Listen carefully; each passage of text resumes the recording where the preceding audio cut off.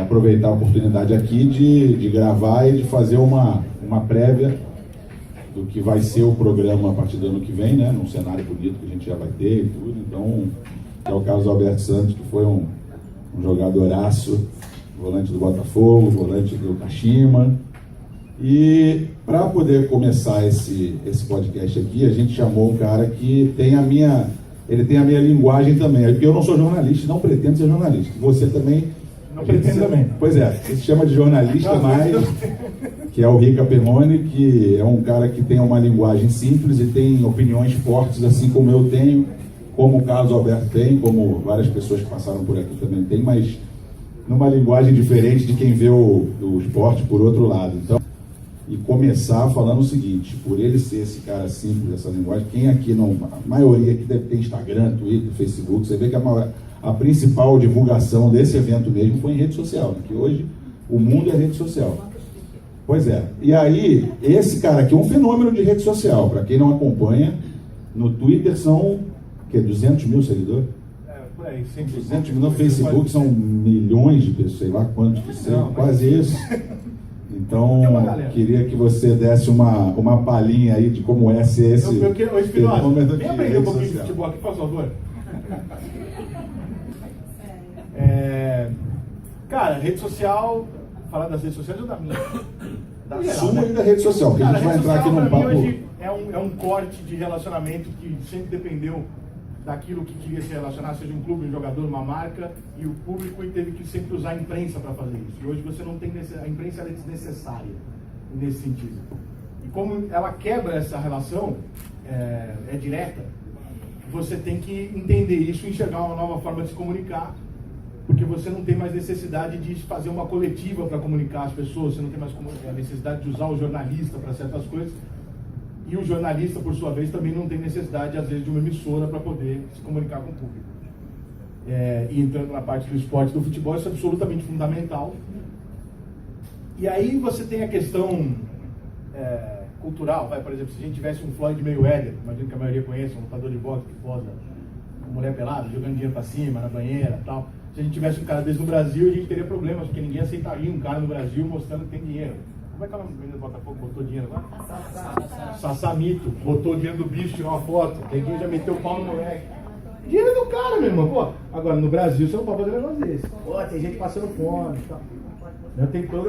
Você tem que trabalhar de acordo com a hipocrisia do país que você trabalha. O Nenê.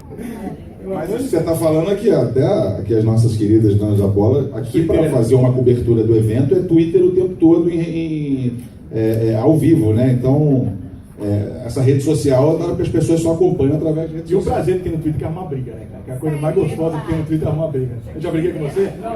Com você? Por que eu tô falando com você, então? Matuto, a gente chama ele de Matuto porque ele é um caipira de Goiânia e a gente ia falar aqui o seguinte, que a gente está falando de rede social, que já há um tempo já que tem clube que contrata jogador por causa do DVD, a gente falava do DVD.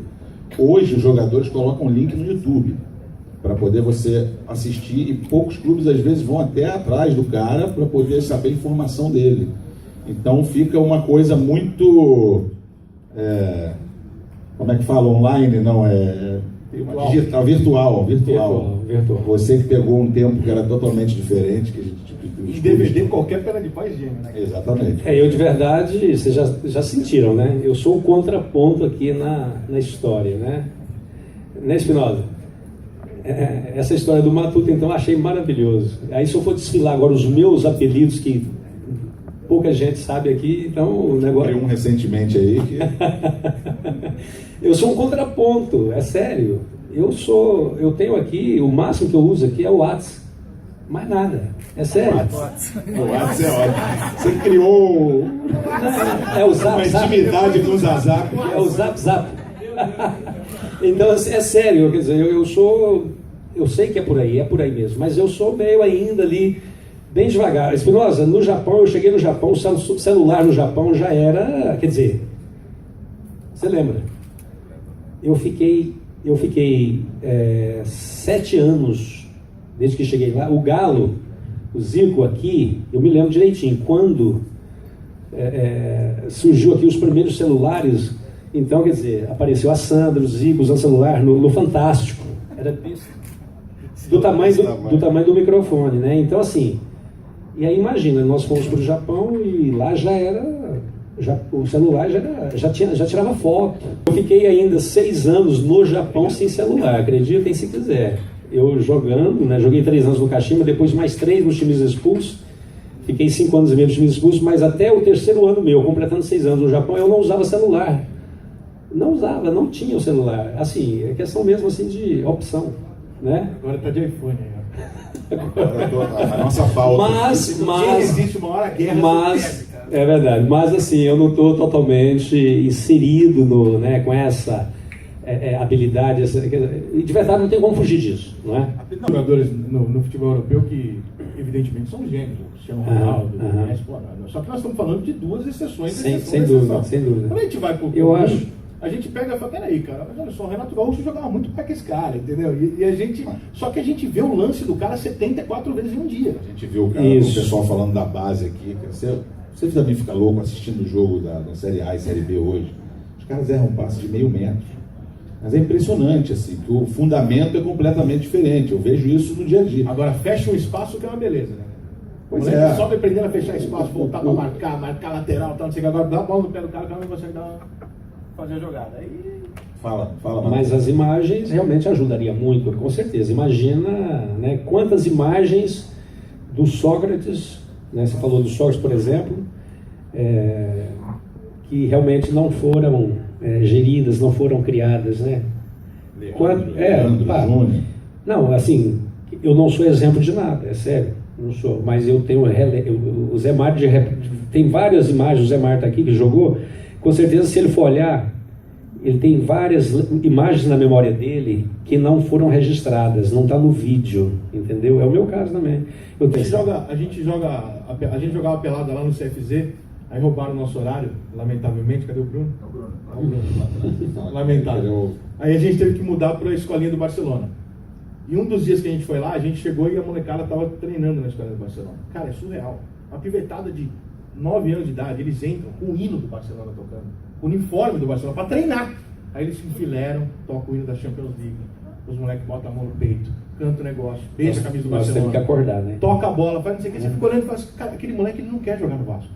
Nem no Flamengo. Jogar no Vasco é uma tragédia. Ele joga no Barcelona. Que meu filho, como eu tenho que fazer a memória, como é que fala, o cérebro dele. Você vê isso lá no Japão, lá na China, pô, dá para aceitar, né? Mas realmente, a gente vê isso aqui. As nossas crianças comemorando hat-trick, que isso? Não é? Que criança é essa, cara? Né? É o videogame. Onde que vai parar essa criança? É o PlayStation. É o Play, Mas até o PlayStation. Você já imaginou uma criança pegando um jogo de PlayStation, fazendo um torneio e jogando com um time da Argentina? Não joga. Eu faço isso. Você faz, eu sou uma vaca que faço isso. Mas a maioria você sabe. Até porque no videogame o Cristiano Ronaldo é mais rápido, todo mundo é mais rápido. Sim, também, né? Dá para ver que nós temos que trabalhar o nosso marketing diferente aqui, né, gente? Nós temos que criar o nosso produto, aproveitar essa onda que é o que está se falando, né? E divulgar o máximo, tem que massificar essa ideia, né? Somos de uma liga, cara. Isso, para poder concorrer, né? Mas você não fica irritado, porque assim, para você explicar para um. Não é criança, não, para um cara de 20 anos, até que não acompanhou o que eu acompanhei, que estou com 39, você está com. A gente acompanhou uma outra época. Então, assim, eu imagino que, se vamos supor que a Champions hoje ela é um puta produto. Então, depois a Libertadores, isso é uma teoria, que a Libertadores forme uma liga, vire uma Superliga, todo mundo vem jogar na América do Sul.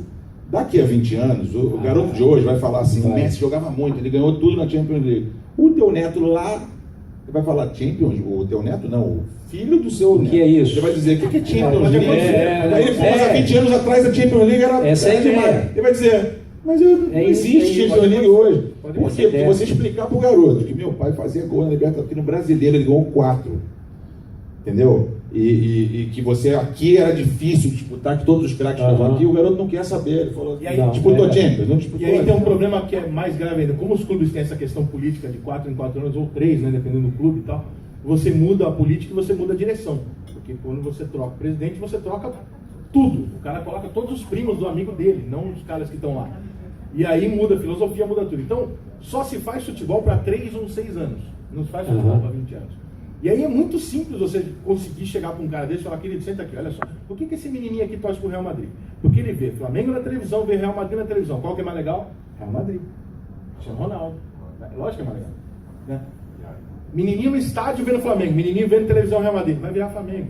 Mas quanto é que custa o ingresso? 60 pau. Meu irmão, tu é burro, cara. Tu tá perdendo o moleque. Leva esse moleque no estádio, porque a única forma que esse moleque tem de não ser o Real Madrid hoje é esse menino ter um diferencial que é estar no estádio, conviver, fazer parte daquilo, que é o que esse pessoal daqui que a gente vê no Twitter, um bando de maluco pelo Flamengo, entendeu?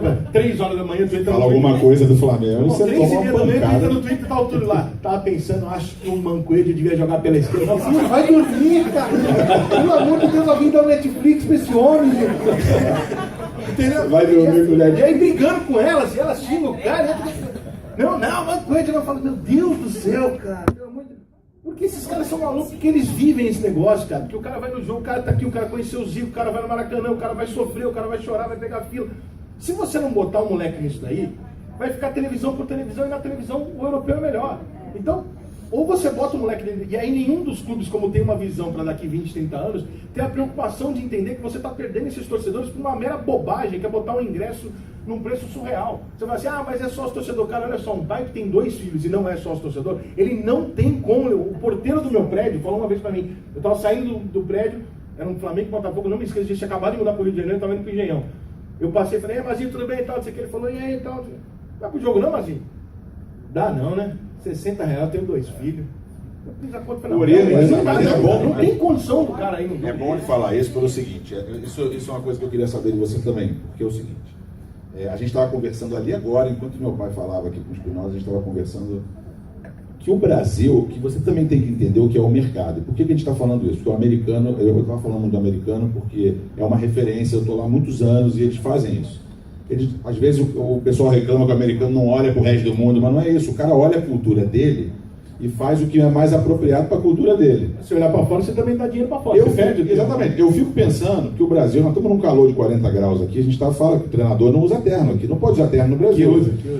Me incomoda o seguinte, se você acha mesmo que você precisa evoluir, que você precisa copiar o que é bom e o que dá resultado, é óbvio que você tem que fazer, mas se você tentar fazer da mesma maneira e copiar, eu acho que você perde um pouco da essência do que é o Brasil, entendeu? Então, às vezes, quando você quer fazer igualzinho, eu fico me perguntando se realmente o Brasil ganhou 4 Copas do Mundo antes da última, com a zona que é a CBF aqui, com a zona que é o Brasil. O brasileiro sempre ganhou. Nunca foi tão pouco corrupto, bem administrado e estruturado, como é hoje. Pode olhar qualquer clube. É verdade. Nunca se teve a estrutura de treinamento que se tem hoje, a pouca corrupção, o profissionalismo nos estádios não era a mesma coisa. Metade dos clubes Ou seja, da não era Série A bem aquilo, né, o problema. Não era bem isso.